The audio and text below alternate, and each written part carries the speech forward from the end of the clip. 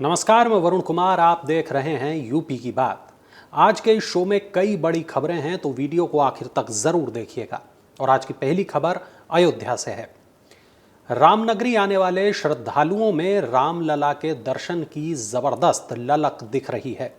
माघ पूर्णिमा पर रामलला के दर्शन का नया कीर्तिमान बन गया। बुधवार को इतनी भीड़ उमड़ी कि मंदिर रात 1 बजे तक खोलना पड़ा।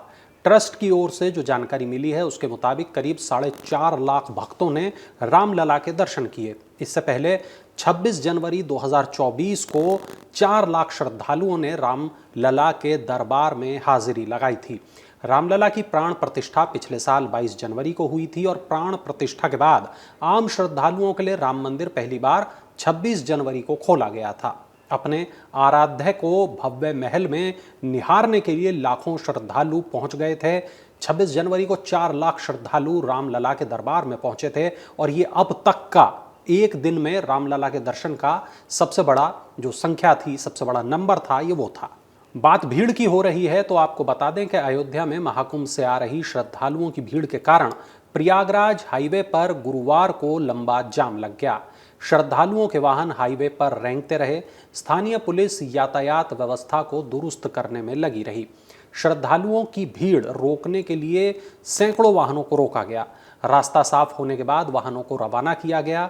कुछ श्रद्धालु पुलिस कर्मियों से वाहन छोड़ने की मिन्नतें करते रहे। इस दौरान भूख प्यास से परेशान श्रद्धालुओं ने मिलिट्री ग्राउंड में खाना भी बनाया। वहीं जाम से बचने के लिए कुछ श्रद्धालु गांवों के रास्तों से निकलते रहे। दोपहर के बाद वाहनों की संख्या कुछ कम होने से लोगों को राहत मिली। उधर कई श्रद्धालुओं ने यह बताया कि ई रिक्शा और ऑटो चालक मजबूरी का फायदा उठाकर फैजाबाद नाका तक छोड़ने के लिए कई गुना ज्यादा किराया वसूल रहे हैं और इसको लेकर श्रद्धालुओं ने आक्रोश भी जताया। मुरादाबाद की एक पाइप फैक्ट्री के गोदाम में भीषण आग लग गई है। आग ने तेजी से फैक्ट्री के अंदर के क्षेत्र को अपनी चपेट में ले लिया, जिससे दूर दूर तक धुआं फैल गया। आग लगने के बाद कई लोगों के अंदर फंसे होने की आशंका जताई जा रही है। दमकल कर्मी मौके पर पहुंचकर आग पर काबू पाने के लिए पूरी कोशिश कर रहे हैं। जहरीला धुआं और आग के कारण राहत कार्यों में कठिनाइयां आ रही हैं। स्थानीय प्रशासन और पुलिस भी घटनास्थल पर मौजूद हैं और आसपास के क्षेत्र को सुरक्षित किया जा रहा है। आग की वजह से फैक्ट्री में काम कर रहे श्रमिकों और अन्य लोगों के बारे में जानकारी जुटाई जा रही है। चलिए अब बात बरेली की करते हैं। बरेली में पान मसाला कारोबारी भाइयों के आवास और गोदाम पर छापेमारी की कार्रवाई के 24 घंटे के बाद आयकर टीम गुरुवार को वापस चली गई। टीम सुबह करीब 10 बजे राम सेवक के आवास पर पहुंची। सुबह भी परिवार का कोई सदस्य घर पर मौजूद नहीं मिला। सर्च के लिए कोई गवाह न मिलने पर टीम ने घर का एक गेट पर सील और दूसरे गेट पर नोटिस चस्पा कर दिया।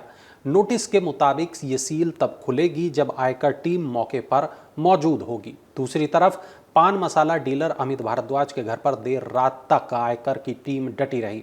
छानबीन के दौरान कारोबार संबंधी दस्तावेज जांच के लिए जब्त किए जाने की खबर मिली है। वहीं अमित अभी अस्पताल में ही भर्ती हैं। टीम के लौटने की सूचना पर व्यापारिक संगठन अमित का हाल जानने अस्पताल पहुंचने लगे तो कुछ बीडीए कॉलोनी की तरफ पहुंचे, जहां सील लगी देखकर वापस लौट गए। अमित भारद्वाज और बीडीए कॉलोनी निवासी उनके बड़े भाई राम सेवक पान मसाला के डीलर हैं। बुधवार को सुबह 7 बजे आयकर की टीमें अमित के आवास और गोदाम पर पहुंची थीं।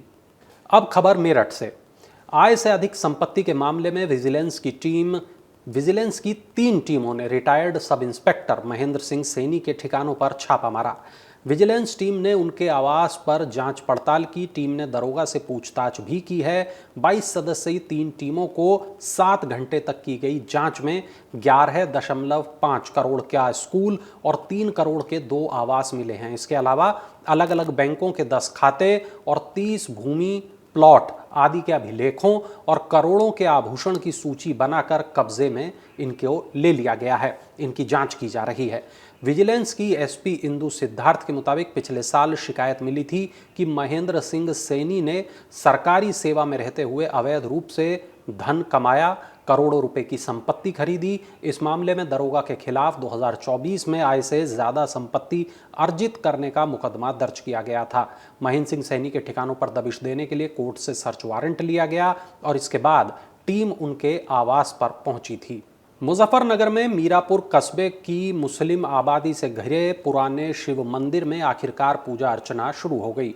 बघरा आश्रम के संस्थापक यशवीर महाराज ने मंदिर पहुंचकर हवन कराया। 36 साल बाद मंदिर में मंत्र गूंजे और हवन कराया गया।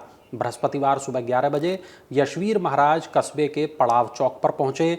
यहां से जय श्री राम के नारे लगाते हुए पैदल ही मुख्य बाजार से मंदिर प्रांगण पहुंचे। इसके बाद हवन कर मंदिर को जागृत किया और आरती की गई। इस दौरान कस्बे और आसपास के क्षेत्र में उत्साह का माहौल रहा। पूजा अर्चना में सैकड़ों लोग शामिल हुए। सुरक्षा की दृष्टि से मुख्य बाजार और मंदिर के आसपास भारी पुलिस बल तैनात रहा। कस्बे के मुख्य बाजार में कुछ दुकानें और मंदिर जाने वाले मार्ग की सभी दुकानें बंद रहीं। एसडीएम जानसठ सुबोध कुमार और सीओ जानसठ यतिन सिंह नागर पुलिस बल के साथ मौजूद रहे।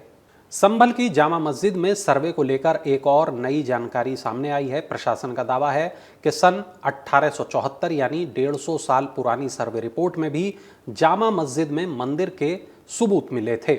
ब्रिटिश इंजीनियर और भारतीय पुरातत्व सर्वेक्षण विभाग के जनक कहे जाने वाले मेजर जनरल ए कनिंघम की देखरेख में यह रिपोर्ट तैयार हुई थी।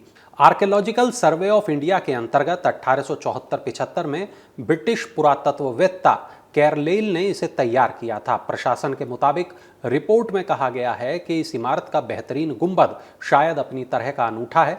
कमिश्नर आंजनेय कुमार सिंह ने कहा कि आर्कियोलॉजिकल सर्वे ऑफ इंडिया की 1874-75 की रिपोर्ट में भी संभल की जामा मस्जिद में हिंदू मंदिर के साक्ष्य बताए गए हैं। इस रिपोर्ट को जिन्होंने तैयार किया वो ना तो हिंदू थे और ना ही मुस्लिम। जहां तक नए मामले में गृह मंत्रालय को रिपोर्ट भेजने का सवाल है तो संभल प्रशासन अपना काम कर रहा है। तो ये थी आज यूपी की बड़ी खबरें। यूपी की बाकी खबरों के लिए आप देखते रहें अमर उजाला उत्तर प्रदेश। अमर उजाला जीवांजलि के सारथी की मदद लें और महाकुंभ में स्नान जरूर करें।